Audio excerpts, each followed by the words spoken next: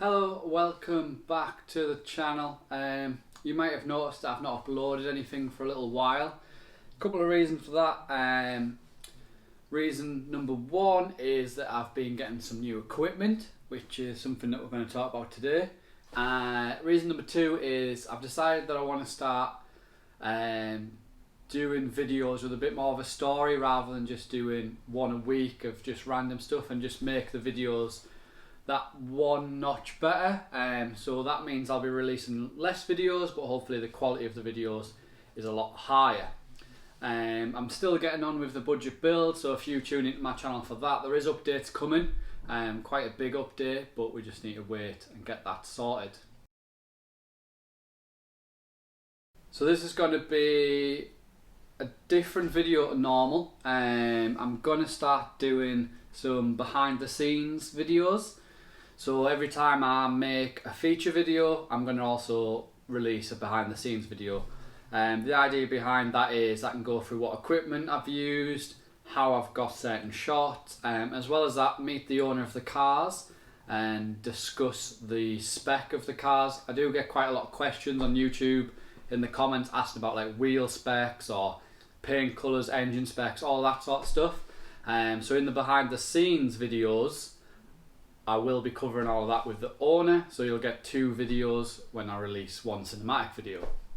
What this first behind the scenes video is going to be is a look at what equipment that I currently use. I know when I started out doing video, I always had a lot of questions, wanted to find out what people are using and things like that. So what I'm going to actually do is go back to the very first videos that I put on YouTube and what equipment I used to create them. So I'll put a few little clips up of some of the very first ones that I created. All of these clips that you see are actually filmed on an iPhone. If I remember rightly, these are filmed on an iPhone XS. Now I am a big believer in you don't need to go out and get the most expensive stuff you can get. What you need to do first is A, find out if it's something that you want to do, and B, learn the ropes, as it were, learn the basics.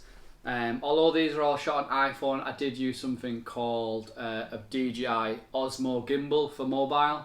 It was one of the very first ones, and even then I didn't own that. That was borrowed from friends. So all of them very first videos that you see on my channel were filmed completely on iPhone, which I highly recommend. There's a lot of good lens add-ons, gimbals, apps that you can use now to get you started. And you would tend to find the majority of your viewers will have no idea that it was filmed on a phone. If you are looking to start out, one of the apps that I would recommend for iPhone is an app called Filmic Pro. It is free to download. There are optional add-ons that you can get to allow you to shoot in log and things like that. If you're not sure what log is, just imagine you were taking a picture on your camera in RAW.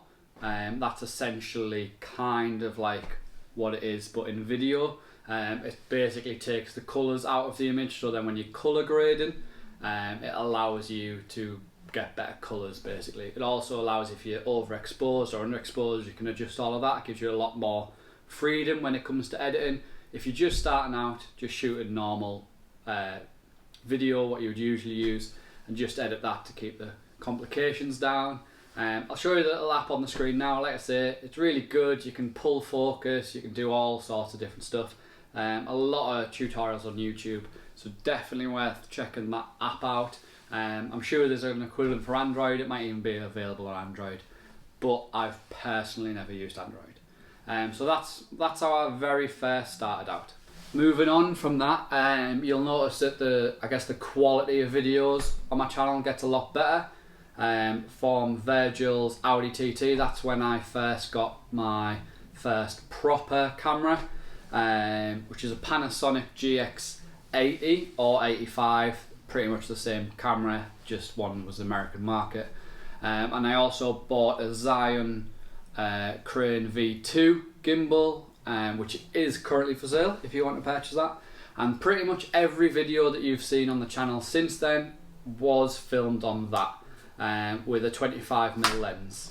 I did have other lenses, but it was very rare that I honestly changed to them. Highly recommend that setup. I do think I've got a picture of it which I'll pop up now. Really cheap starter camera. Few downfalls to it is doesn't have an audio in on the camera, and it's got limited 4K shooting options, but for a starter camera would definitely recommend it. Really good little camera. And now finally I'd like to talk you through my current setup. Now, none of the videos that are currently on the channel are filmed with this. I haven't uploaded any since buying all of this gear. What I would say is, I will repeat again, don't go out and buy expensive stuff. Like, just don't do it. I've been creating videos for probably 2 to 3 years now, and I've built up to this. This is the camera that I always wanted since I started, but I didn't go in and buy it. I was at the stage where my old camera wasn't doing the stuff that I needed it to do, so I was at the stage where I needed to step up. I've stepped up now, and I will hand on heart say that this camera does more than I know, and I've still got a lot to learn. So the camera itself is a Sony a7S Mark II. Now, all of my equipment that I've ever used is bought second hand. I've never bought anything new, just because of the price of the new stuff. If you're into your cameras, you'll know that the a7S Mark III just got released. To give you an idea, that's nearly 4 grand's worth of camera without a lens. So it can get very expensive very quickly. This is, like I say, one of my dream cameras, bought at second hand, come with lots of spare batteries. What you'll come to realise is if you ever start a shoot Sony, they do hammer the batteries. However, on saying that, the official Sony batteries are actually not too bad. But the third party batteries are horrific. They probably last 20 to 30 minutes if you're shooting video. Right, the next thing I have is the Samyang 35mm 1.4. Again, bought second hand. I do only have the one lens for this camera at the minute. I do want to maybe get more of a wide angle lens. I'm looking at the Samyang 18mm. I might get it, not sure yet. But again, the lenses cost pretty much the same price as the camera, so it can be a very expensive setup. So that's what I'm using at the minute. Any videos that you see in the future or any pictures, I will put on that I've shot with these so you can tell. And actually just today my new toy turned up, which is the DJI Ronin M. Again, purchased second hand, included a hard case, 3 batteries, and a few other extras.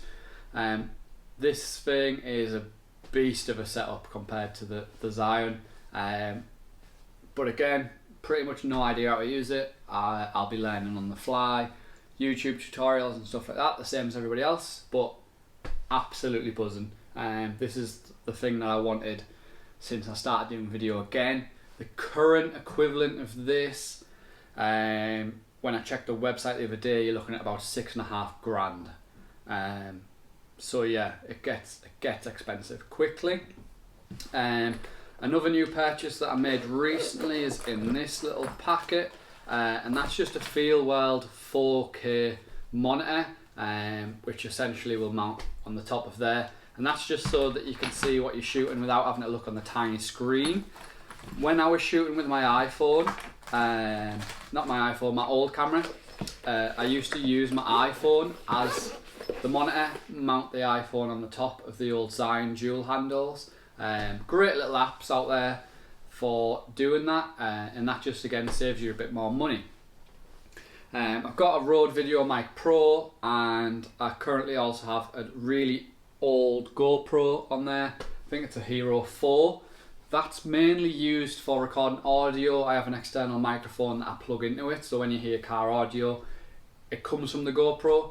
I do want to upgrade that in the future. I'm probably going to go with the DJI Osmo Insta-R, the 360 camera.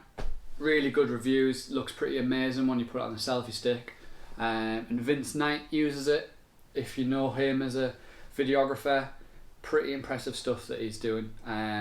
So that's what I fancy next. And also a drone. Now I'll probably only get a cheap drone, I'll be honest with you, with drones, I'm a big believer in people use drones for the sake of having a drone. For me, the drone should enhance the story that you're telling in the video, and it should make that video a bit better.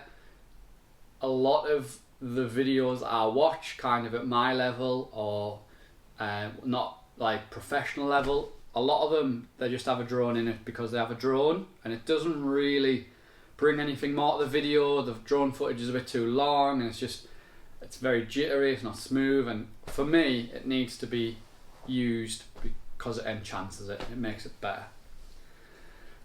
So hopefully this nice little short video has just give you an update of what's going on. If you've got any questions about equipment, then just drop me a message. As always, subscribe to the channel, and we'll go from there. Oh yeah, one more thing, side note, all of the behind the scenes footage is shot on iPhone. This video is shot on iPhone, so if you are just starting out, don't disregard your phone, please do use it. But yeah, some cool videos coming up. I've got some stuff in the pipe work, and like I say, a big update to the golf build coming as well. So yeah, I'll see you in the next one.